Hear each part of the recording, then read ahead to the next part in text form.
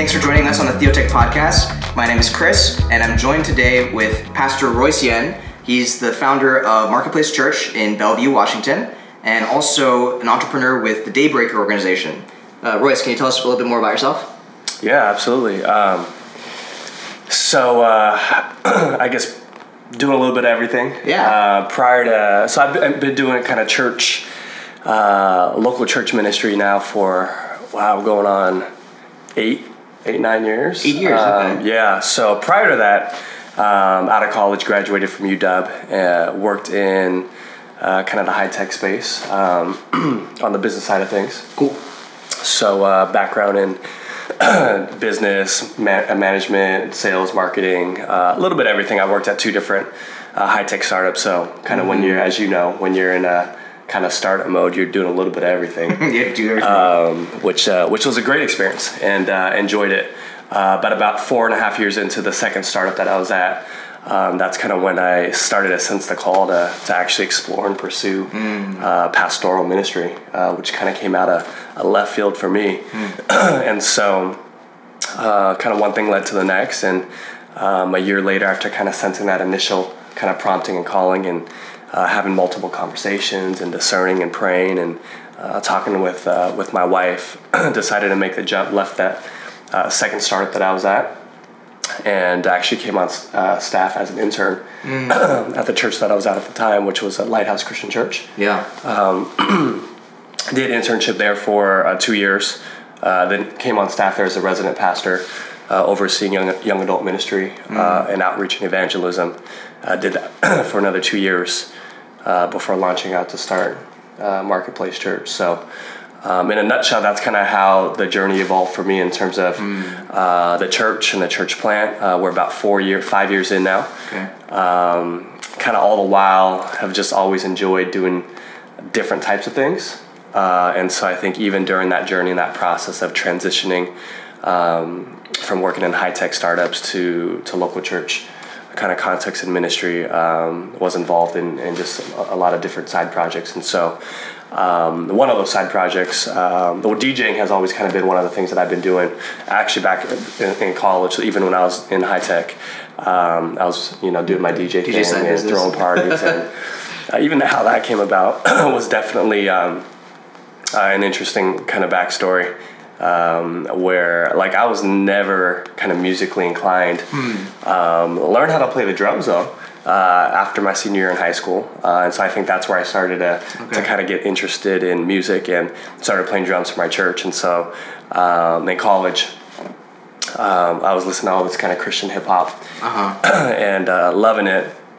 And I realized none of my friends were listening to it, and I was like, man, no one's listening to this good stuff. And so as a result of that, and at the time, that's when a lot of my friends were kind of going to parties, right, and going to clubs, and they're now, at age, right, where you can go to the underage, 18 and over clubs, and that's kind of where I had this idea of why not start a Christian nightclub where I can actually play this music. Okay, guys, did you hear that? He wanted to start a Christian nightclub. I love this. This is interesting. So hit up a couple of my buddies who I knew were DJs at the time, and I was like, "Hey, do you guys can you guys play some Christian music?" And they're like, "Well, we don't listen to this stuff, So I was like, "How are we gonna throw a Christian party and without a DJ?" And so actually, that's how I learned how to DJ. I basically self-taught myself how to DJ, learned from some friends, and that was kind of my kind of entry point into playing music for parties. Was actually playing Christian music, and so we started throwing these parties on Friday nights. I had a friend that actually owned a restaurant / nightclub in kind of the downtown Seattle International District area, and so it was called Club Virtue. Club Virtue. So still around? Not around anymore. Oh, okay. Not around. Lasted for a short season, but started throwing these Christian parties, and people would come out from all different churches, and people not even who are part of churches would come out, and it was this awesome thing. And so always that's kind of how I actually started DJing. Interesting. And that resulted in friends eventually as I kind of got older, and a lot of my friends were getting older, started asking me to DJ their weddings, and so that's kind of how the DJ business evolved. And so all along, kind of I had this little side hustle with the DJ business. and then about maybe 3 years ago, I was really kind of asking the question as I was now pastoring this church in downtown Bellevue, which is called Marketplace Church, right? And a lot of I think the impetus and the motivation behind that came out of really asking the questions of how do we integrate kind of our faith and our work and our passions and our hobbies. And I think for me, during my 5-6 years of working in high-tech startups, I didn't really have those answers. And I think especially as I was working with the young adult ministry at the church that I was currently serving at the time, a lot of my peers were asking those questions, and I realized I didn't have those answers.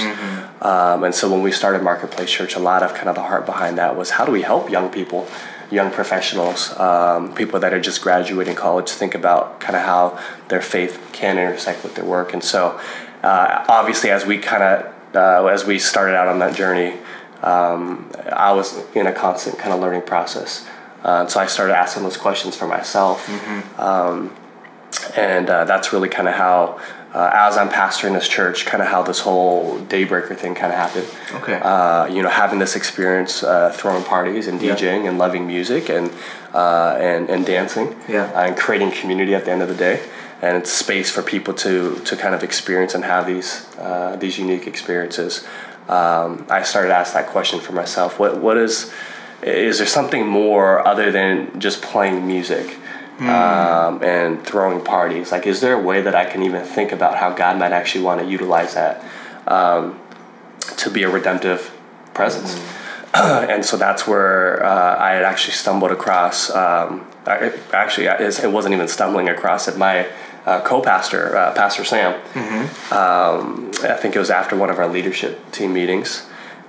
He was like, hey, have you heard about these morning raves, these morning dance parties? I was like, what? Who dances in the morning? That's crazy. That's ridiculous. Who would do that?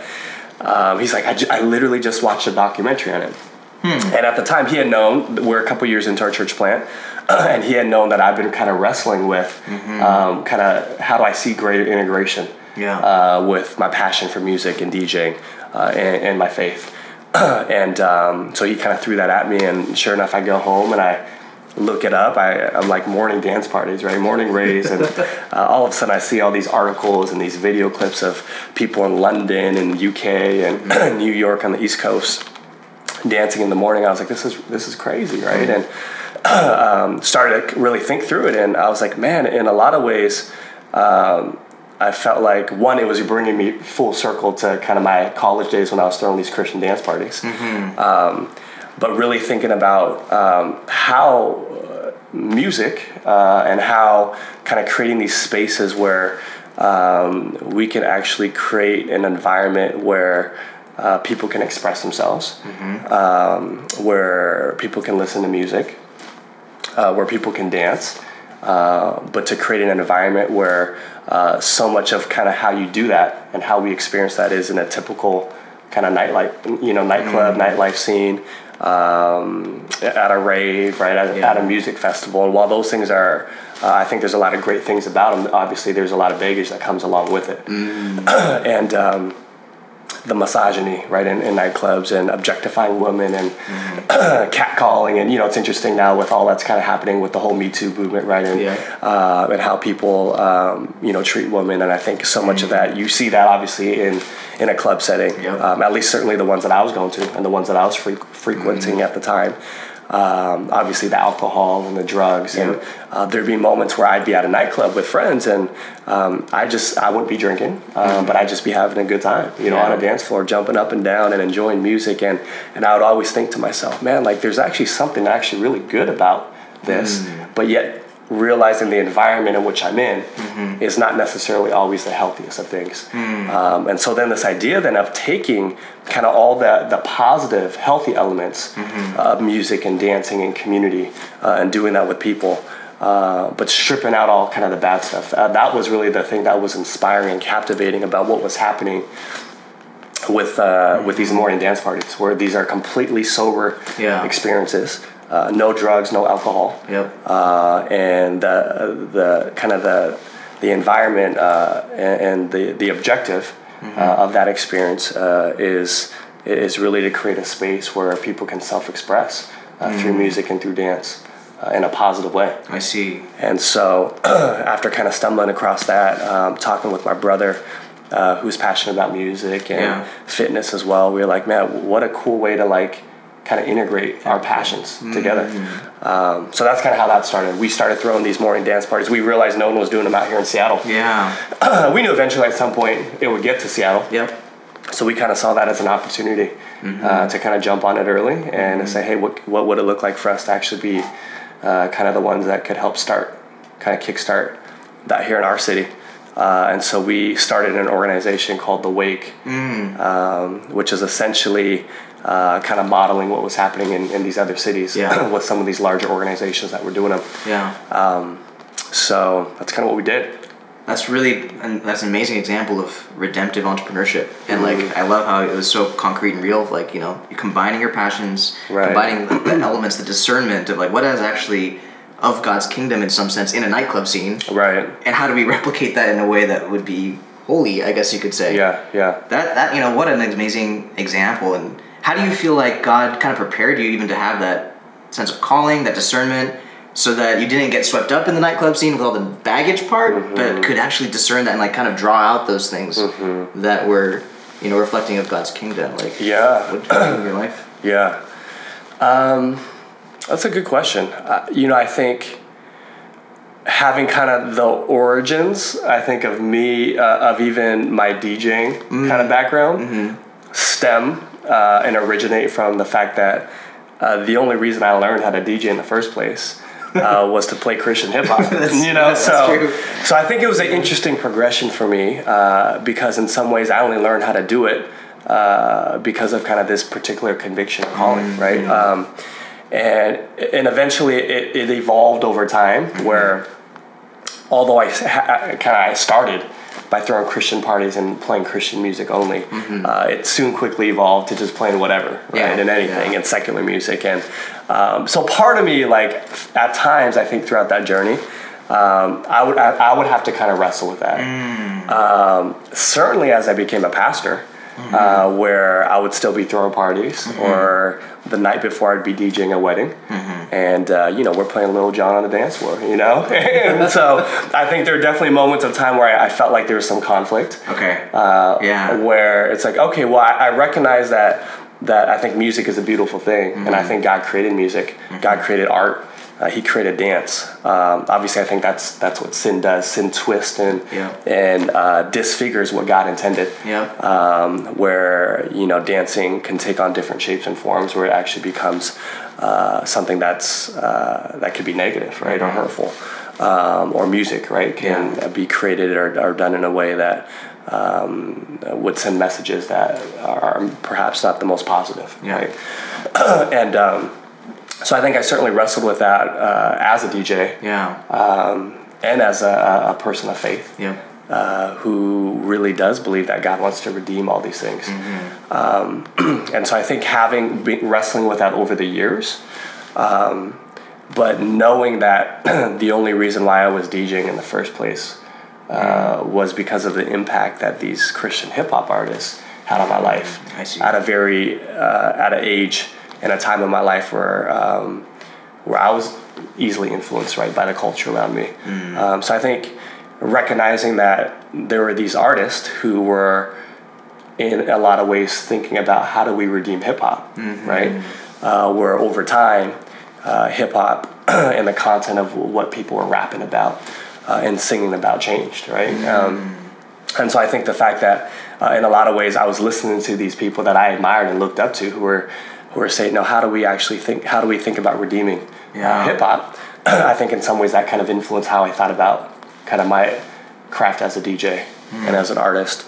And so so while I think it took different shapes and forms over time, I think a lot of that kind of backstory, I think, helped me stay grounded and rooted. And so I think by the time we, you know, fast forward 10 years, right? 10, 15 years, now we're throwing these morning dance parties. These aren't Christian parties. And the audiences and the intended audience is completely different.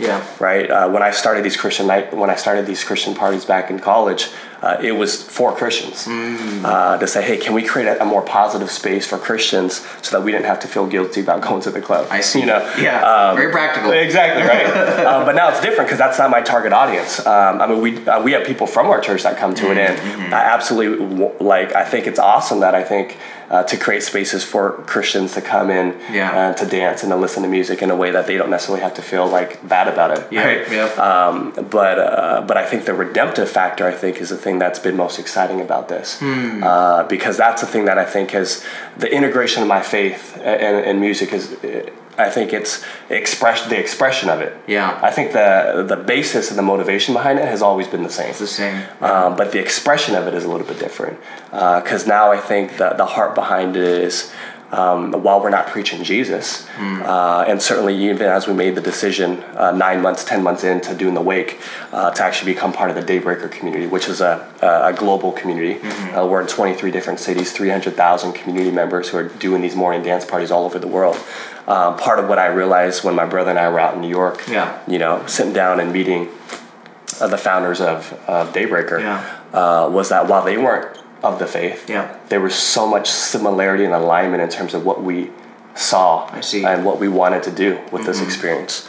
That in some ways they, in what they were creating, was, while they might not necessarily identify or attach the why to what they were doing, they were wanting the same things, right? They were wanting to redeem kind of this space of music and dance, and to create these healthy environments.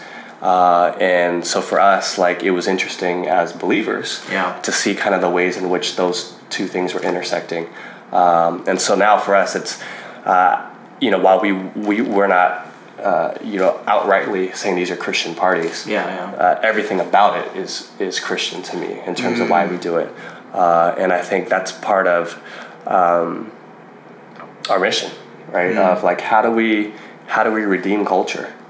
And how do we work towards the common good, right? And I think for me, it was a change in a mindset for me to understand that I can actually create something that's redemptive, but not outrightly Christian. That in some ways, what we're doing is we're creating a space for people that don't know God yet to get a little glimpse and a taste of wow, I can actually dance sober. I can dance and be free to express myself with no judgment and no shame, without having any drugs in me. And I think those are that's what we kind of get excited about. That people are experiencing, I think, glimpses of the kingdom, of God redeeming these things. So I don't know if that answers your question. I think that's a great segue to talk about also Marketplace Church, because you have this common good platform, I guess, where you can create foretastes of the kingdom that you invite anybody to, Christian or not. And then how does that tie into the more explicit expressions of faith in Marketplace? And what's that dynamic like between these two things? Yeah, no, for sure. I think the church and Marketplace Church becomes the platform in which I can certainly communicate those things, right, in a very intentional way. And I think it's still something that I think I'm working on in terms of how kind of those two platforms that I have kind of intersect. I think they naturally intersect for me from just a sense of personal calling, right, in terms of what God has called me to in this particular season of my vocation. But I do think there are definitely opportunities to kind of bring those two things together, and certainly at least to be able to speak about why I do what I do outside of Marketplace Church, to hopefully encourage those in our church. Because I think oftentimes in the church, a couple years ago, we actually did a series that we called Workflow, which was a series on kind of faith and work integration specifically. But I think one of the challenges in the church is when we tend to think about kind of doing God's work. There's been this disconnect, I think, with how being faithful to God and our convictions as followers of Jesus can actually play itself out in our 9 to 5s, right? In our work, in our jobs. I kind of likened it to, so I think, at least for me in my experience, I think the church hasn't been super helpful, right, in terms of helping people think about that. And what we tend to communicate, whether overtly or not, we tend to communicate that there's almost like this hierarchy of like living for Jesus, right? So like as a pastor, that's kind of like, that's when you're like fully living for Jesus, right? Because you've given like your entire life. Or when you're a missionary, right? And you go and serve, somewhere overseas. One of the things that we talk about at Marketplace Church is, and part of the reason why we call it Marketplace Church, is this idea that we're all called to be missionaries, just in different contexts. That every single one of us is a missionary. And most of us, our mission field is where we spend our time. And much of our time that we spend living and existing and breathing is actually at work. I think there's a study, the average person works 100,000 hours in their lifetime. It's crazy. The only thing you do more than work is watch television, which is, I think they say, at 140,000 hours. Wow, entertainment. And sleeping at 150,000 hours. Right. So the top three things that we spend as human beings, we spend our time doing is sleeping, watching TV, and working, right? And I think that's this crazy disconnect. That's weird. Of like, okay, we spend 100,000 hours of our living, breathing moments working. But most of us, I think there's a Gallup poll survey done back in 2013. They said 73% of American employees either hate their jobs or they're disengaged with their work. So that's just how people feel about their work. And then on top of that, then when you show up in church and we tell you, well, if you're gonna faithfully follow Jesus, like keep doing your job, keep working. I know it sucks, but it's so you can make some money so that you can actually tie to the church and support the church. But then every other additional hour that you have, like serve in this ministry, right? Get on the worship team, lead a Bible study, go to this and go to that. And that's kind of what we inadvertently, I think, communicate to people in the church is, excuse me, your work is kind of a means to an end, the necessary evil, so to speak. And we're not really helping people think more, thoughtfully, intentionally about their work. Yeah, I've felt that too in some of the churches that I've grown up in and been part of, where it's like, it's just very inward focused. The church is about the church community. It's trying to, your work is just a way that you make money, like you said, and you give to the church, you volunteer at the church, and just trying to create a lifestyle for you to do everything at church, which is supposedly Christian, but actually not biblical. When it says go into all the world, make disciples of all nations as you're going, right?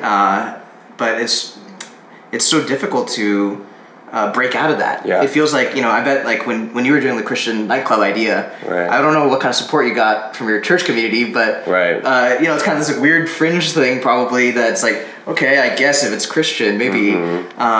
Whereas I could see a different kind of way where it's not even just like maybe I give my stamp of approval, but they're actually actively supporting that, saying, hey, what are the things that God has gifted you in? What is it God's made you passionate about stuff, and what's redemptive? What's of the kingdom in that? How can you create more things like that? Let's back you to push it out and see that happen. Totally. It would be amazing to grow up in a context where that that existed. And when I read the scriptures, it feels like this is actually what Paul was talking about for the church. It should be what we, it should be the norm, not the exception.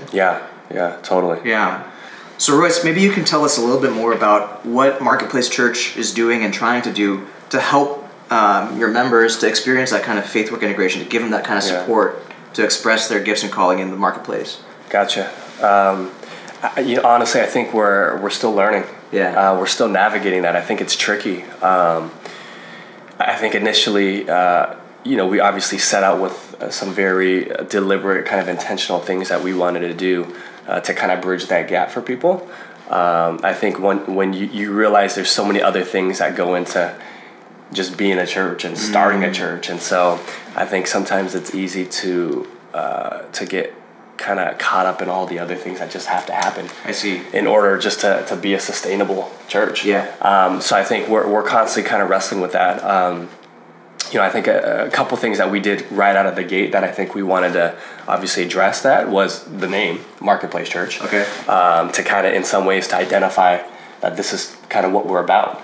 And we define marketplace not just this idea. I know oftentimes a marketplace is used to define like specifically the workplace. Okay. But for us, especially as we were getting ready to plant in downtown Bellevue, we really saw downtown Bellevue as a marketplace of sorts, where it's not just the exchange of goods and services, but the exchange of ideas and the exchange of culture and art. And so much of what's happening in kind of these areas, and downtown Bellevue, I think, is kind of becoming this up-and-coming kind of urban core of the east side. Yes, it is. Historically, it's just been the suburbs, right? And it's been, pretty homogenous, but we're just seeing with, everything that's happening in kind of the downtown Bellevue core. Obviously you got these high-tech companies and larger corporations that are now headquartered now in downtown Bellevue, this booming, restaurant, hotel, service, hospitality industry.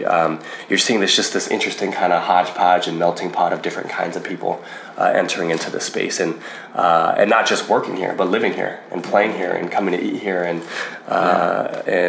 doing nightlife here, right? So you just have this interesting intersection, and so that's kind of how we've started to loosely define marketplace as like, this is just where life happens. And this is where people are spending their time, right? So people are living in these like we're in one right now, we're on the 15th floor of Soma Towers, which is a multi-use high-rise.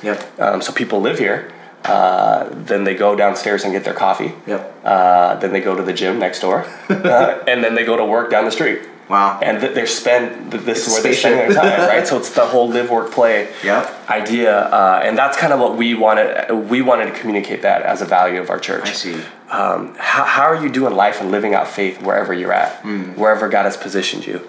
So I think that was kind of just one of the components of let's call ourselves marketplace, to kind of define that intersection, and then how do we live out our faith intentionally in whatever sphere that we're in, in our work, in our play, right, in how we live.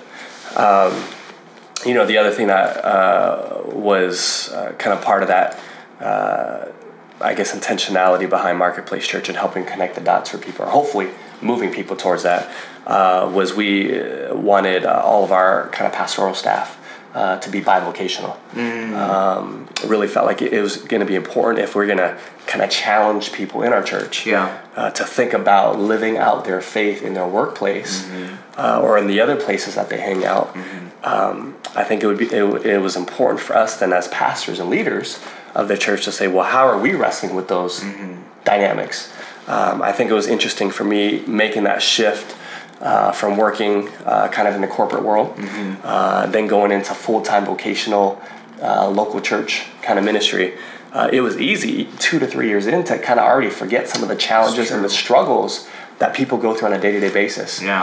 So here I am trying to like encourage and challenge like my peers, these other young adults, and not realizing it's hard, right? And so that was kind of one of the things. I think I've always been fortunate because I've always kind of had one foot in and one foot out, right? Whether it's running my DJ business or these other side projects. So that was kind of the other kind of core conviction, is we wanted people who were kind of leading and teaching to be able to have that experience. So myself, obviously, running my own DJ event production company, the morning dance parties. Pastor Sam, who's my co-pastor, professor of psychology, previously at Seattle University, now currently at UNLV down in Vegas. And that was kind of our heart and our conviction, was if we're not living it out ourselves, if we're not thinking about how to be a redemptive presence in our workplaces and what are the challenges of being a Christian in these kind of other environments, how can we help people in our church do that? So I think that was kind of the second piece. Third piece was around business, actually, thinking about business as ministry. That's one of the things that we actually haven't really kind of fully tapped into yet, or it hasn't necessarily materialized for us. So part of the vision when we started Marketplace Church was actually thinking about doing church in a place like downtown Bellevue. But how can we not just do church in downtown Bellevue, but actually add value to the community that we're in? So the initial concept was actually to start a business and a church at the same time. Oh, okay. We kind of had moments where we thought it would happen. We soon quickly realized how challenging it is, one, to start a church, and then two, how to start a business. At the same time. What do they say? 80% of church plants fail in the first 5 years, and I think statistically it's similar for businesses. Yep. So like, wow, we're trying to actually start both at the same time, where you have an 80% chance of failure in the first 5 years. So, and when some of our initial leads, we're actually hoping to start a co-working space in downtown Bellevue. Oh, okay. So this is before WeWork. This is before there were actually any other co-working spaces in downtown Bellevue. We thought that would be a really cool way to, one, create value for the community, and then also create a space where we leverage. So we've never wanted to actually own our own church building. So the thought we would create this space that would be used for the community Monday through Saturday, and then we get to leverage it for Sundays, for Sunday worship. Like the idea, and obviously people in our church who are entrepreneurs, telecommuters, they can use it and utilize it, but as well as to have it available for the greater community. Yeah. So that was kind of the initial concept. We realized that it'd probably make sense. Let's just do one thing at a time. Yeah. So let's start the community first. So I think the business, I think it's there. I think we're at a point now where it's like, do we actually really need to start a business ourselves? I see. As a church? Or I know we were actually having this conversation at the last Made to Flourish gathering that we had. Yeah. Where I was kind of inspired by the speaker that we had, where out at Tim Keller's church, right at Redeemer. Yeah. They started a program which was actually helping kind of entrepreneurs like incubate their ideas, right? Yep. And so I think, we're thinking about a lot of different things. Like maybe we actually don't necessarily have to start our own business as Marketplace Church per se.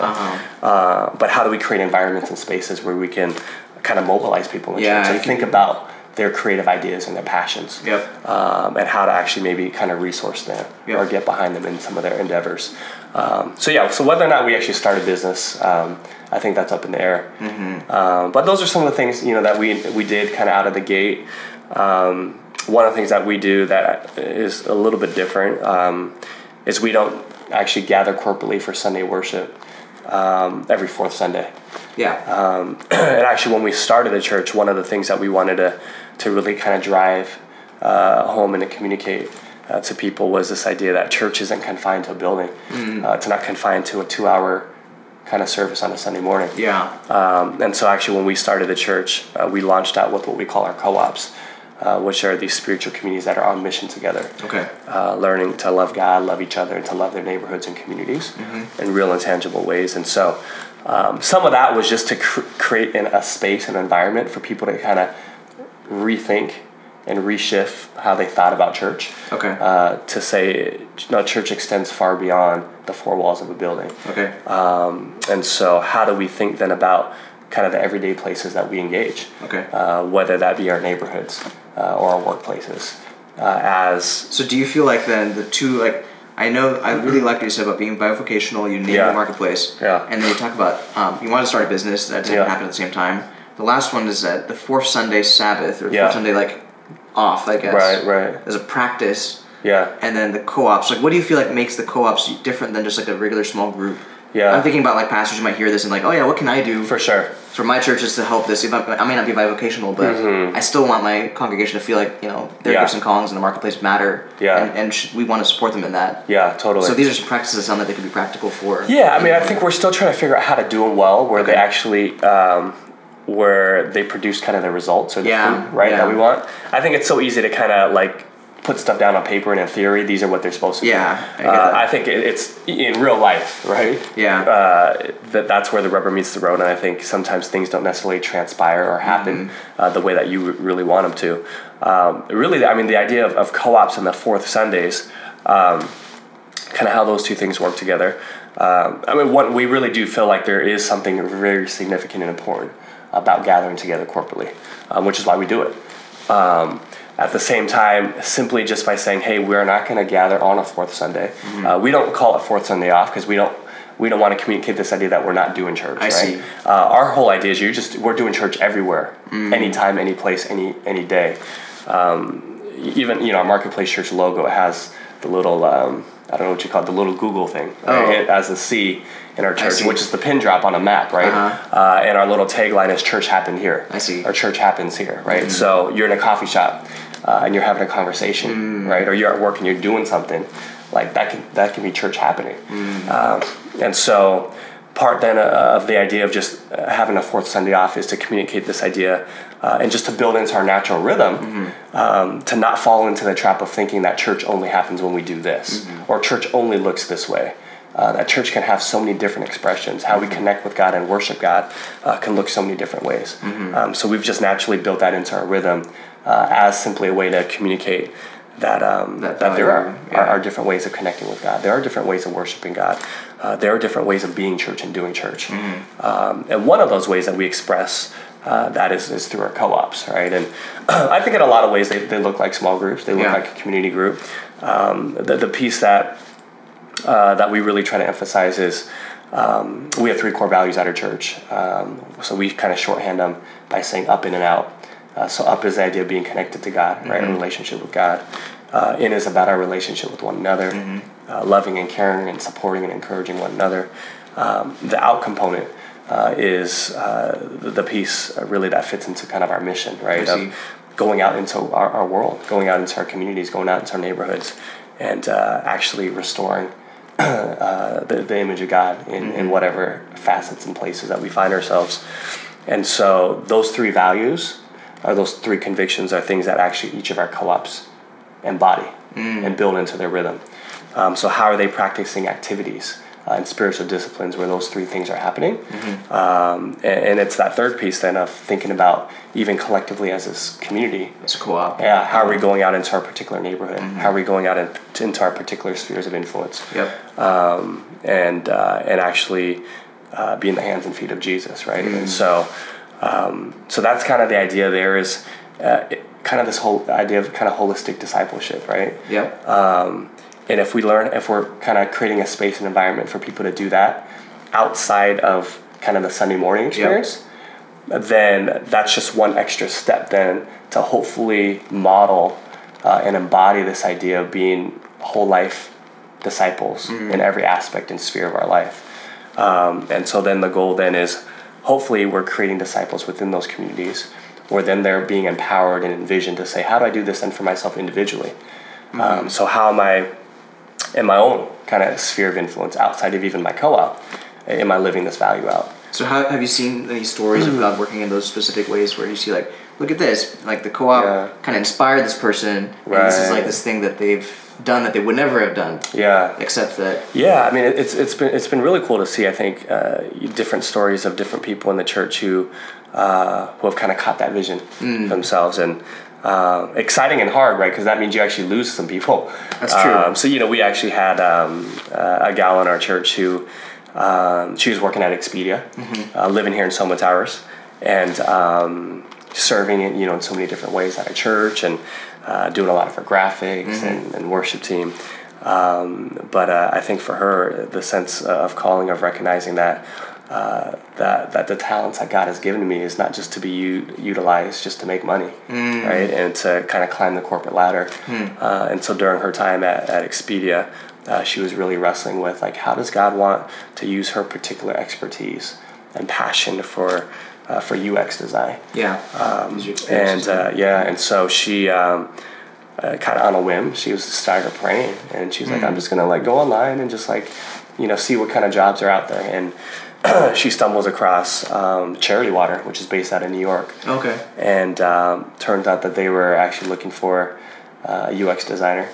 And she kind of throws her hat in the ring, and literally a week, 2 weeks later, she's having her final interview with the CEO of Charity Water, and within a month's time, she's leaving our church and flying out to New York. But that was just a great example. It was so encouraging, right? Of a young person in our church who was really kind of wrestling with these things of how does my faith and my work integrate, and how can I use my skills to actually be a part of God's redemptive purposes in the world. And so now she's working for this incredible nonprofit out of New York that's building wells and bringing clean water, right, to third world countries and to places that don't have it.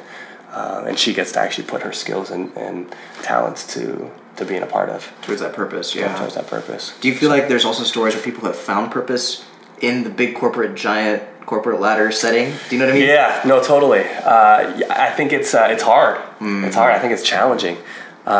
We have people that are wrestling with it. And I think there's no real easy answers to it, right? And there's I don't think there's any even clear-cut kind of what that even looks like, because I think it can look different for different people. It's true. I was just talking to a young gal in our church, actually just this past Sunday, who she's over at Amazon right now. But those are the questions that she's asking. She's in marketing right now. Yeah. And just the fact that I think she's wrestling with it and asking those questions, I think are huge. That's true. And she's reading every good, what is that? Every Good Endeavor. Every Good Endeavor right now. And she's like, pray for me. Like I'm really trying to think about how my faith and my work intersect. And I think for her, one of the things that she's actually applying for, I don't know the details of it. It's something that you apply for, but essentially it's another organization that you can essentially be a part. You're almost like a consultant to these different organizations that are doing social work. Okay. And so she's able to leverage her skills and her experience, being someone that's working in marketing at Amazon, but then to basically for a period of time come alongside of these other organizations that are trying to do some social good.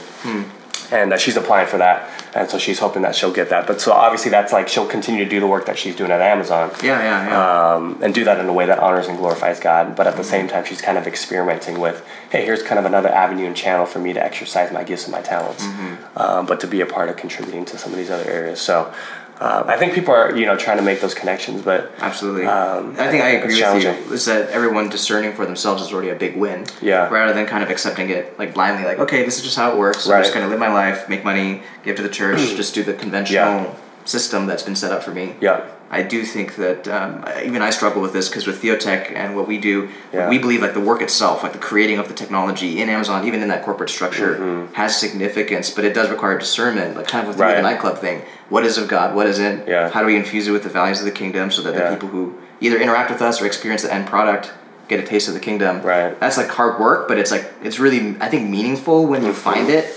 Because then it's like kind of gives you that sense of purpose in the very thing that you're doing. Yeah. But I also see that need for other opportunities outside of the workplace, like this consulting thing, or even switching to a nonprofit or starting in a church. Like there's places for that too. Yeah. So even in my head, it's still like it's not clear. There's no like this is the set path, but it is that wrestling. It is. That the questioning, and then to think through it and discern with God and the community, like. What is it? What could it look like? Totally. Right, and doing it together could, I see that as a huge win. Yeah, and then recognizing there's different seasons in people's lives. It's true. Right, even to think about where we are, right, in our particular vocations, right? We all started somewhere, and I think one of the challenges in our church is we've got a lot of young folks, right? These are people that are just starting out in their careers. Yeah.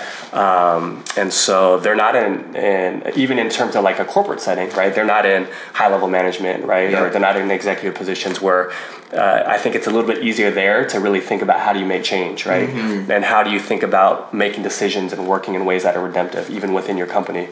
It's a little bit more challenging when you're just trying to like prove yourself, you know, and you're trying to like performance review and get paid so you can pay down your school debt, right? And so I think there's so many different challenges that a lot of our young people and these millennials are experiencing and facing once they get out of college and start working in kind of corporate America. Yeah.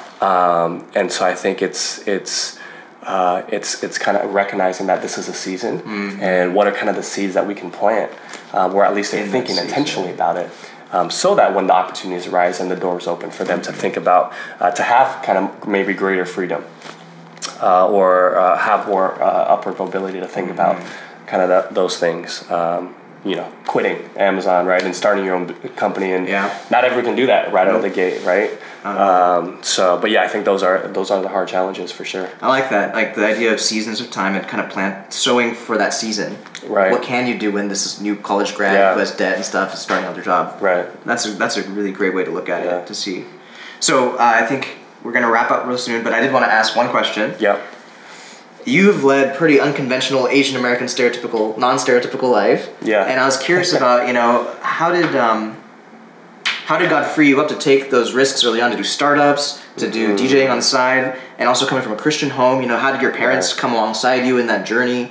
I think that's just something that could be interesting for our listeners to hear about that kind of side of the story. Because, some people may have these desires and ideas they want to try, but it's scary. Yeah. Or they may not feel like they have the support of their family or whatever else. So what happened in your case?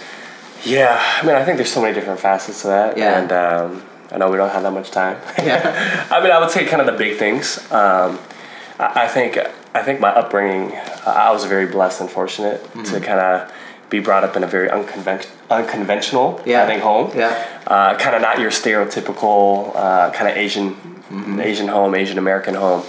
My dad immigrated here from Hong Kong. My mom was born and raised here.